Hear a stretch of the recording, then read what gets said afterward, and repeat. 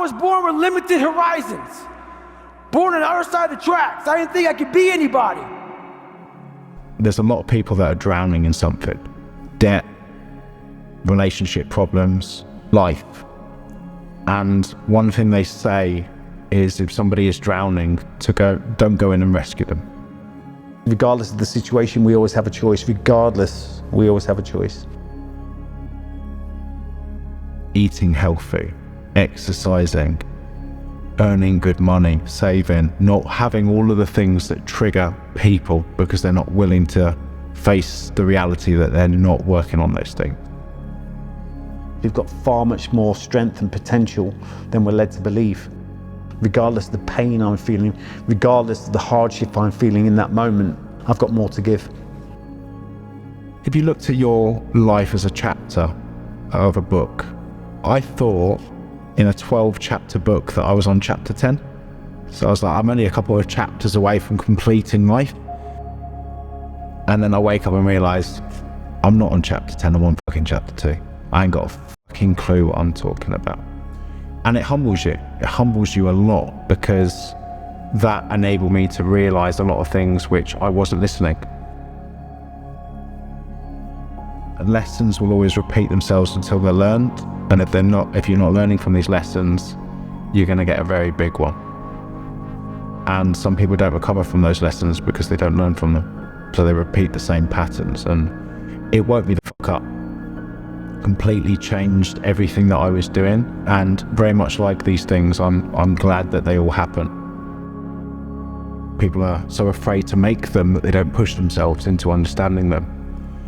And it's difficult because you can sit here on podcasts and interviews and tell people what they need to do, but unfortunately most people, there's a big difference between listening to somebody else and experiencing it yourself. And life is full of those obstacles and curveballs, but it's all down to how you look at them. You can look at them as negative things, or you can look at them as opportunities. You know, the way that we're wired as humans, we won't do that. We're looking for the short-term comfort, and that leads to long-term pain. You have to be naive to start and stubborn to finish. And anything that you go into, if you knew how much work was involved and how much sacrifice you had to make, discipline is a muscle which needs to be strengthened and built daily. And if you build that daily and maintain it, anything that life throws at you, you can deal with. And this is something that a lot of people say to me, what would you say to your 20-year-old self? And I'd say to him, you're loved and you're good enough. But in order to get that feeling of good enough, you need to put yourself in situations where you do things and then you say to yourself, yeah, you're good enough now. Because you can't just tell somebody that, they've got to experience it for themselves. And it's not until you step outside that jar that you actually see it, and the only way that you step out is when something traumatic happens. Regardless of the situation, we always have a choice. Regardless, we always have a choice. The obstacles that lie between you and your goals are not there to stop you from reaching your goals, but they are to stop the people who don't want them enough.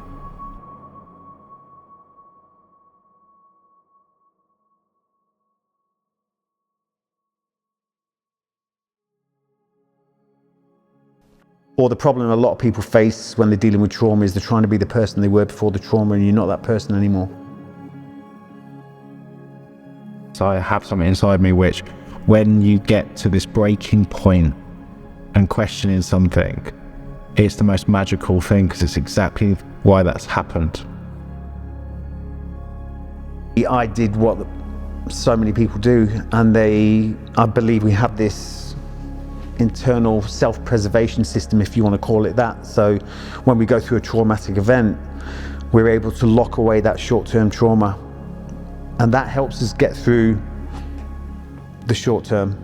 We can push it away, get through the short term, but we should always go back to that. And I thought I could lock it away and forget it. You know, I thought we were onto something here, and a curveball comes in, and you're like, is it a curveball though? Yeah, I'm not very spiritual, but if you were to look at this as going, right, cool, there's someone up there playing a big game, and it's like, these guys are good, and it's like, yeah, but how good are they? It's like, let's put it to the test. And they put this thing in front of you, and then you decide then to give it up and try something else. And then the people up there go, told you. Versus putting that obstacle in your way, and not only do you learn from it, you become better, and like, they deserve it.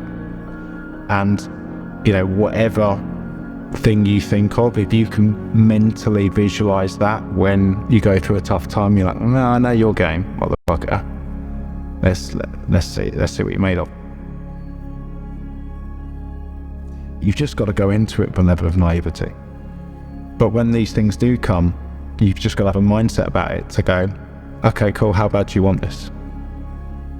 And I always think that when this is difficult, I remind myself, if this is difficult, then it's worth doing, because, you know, most people at this stage would have given up. So if you don't, you're going to get rewarded eventually by this. And you don't know when, there's not a timeline for this, but you will. You know, 10, 15 years time, you look back and there will be probably a split-second moment where you're just like, it was all worth it.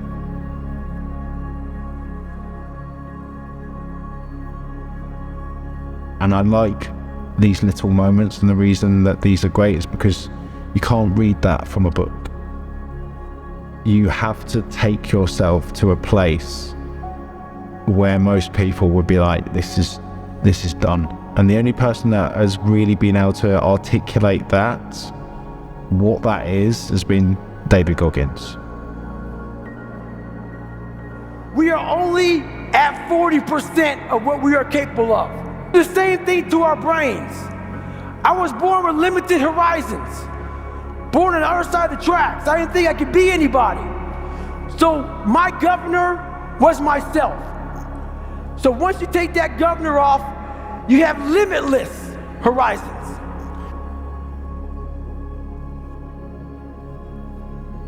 Regardless of the situation, we always have a choice. Regardless, we always have a choice.